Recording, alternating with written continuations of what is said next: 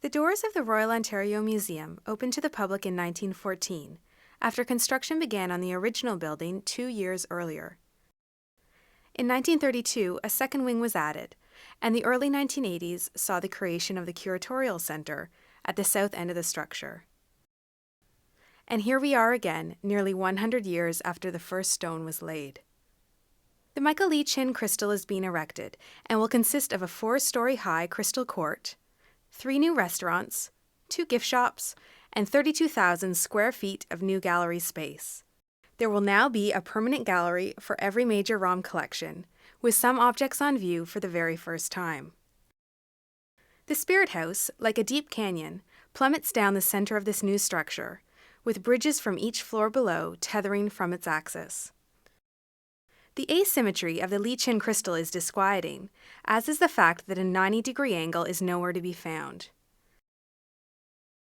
And yet, this juxtaposition, though jarring, is in the end harmonious.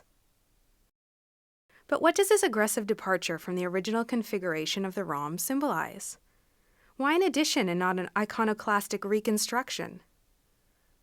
The ROM recognizes that we know ourselves better against the backdrop of our shared histories, and that our past compels us to leap ambitiously forward into the future. With each architectural addition, we are made conscious of our inexorable fallibilism. We are made humbly aware that there will always be more to learn and know. The ROM's collection is not based on sequence and chronology alone. Rather, layers of knowledge overlap, get repurposed on new galleries, and, invariably, get reinterpreted by us.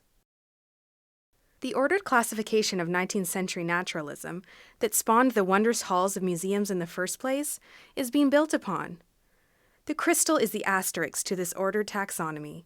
It gently taps us on the shoulder to remind us that we cannot but re-examine, revise, and sometimes reconstitute the forms of knowledge we have been bequeathed. The Michael Lee Chin crystal is thrust from the arms of the original building, its spacious, light-filled galleries jutting over Bloor Street. The museum has inherited a marvelous past that continues to live and breathe in our presence, and the Royal Ontario Museum now reaches forward into the community with this dynamic, participatory space. The Michael Lee Chin crystal will open its doors in June 2007 for an architectural preview. Its various galleries will be installed and unveiled in the months that follow.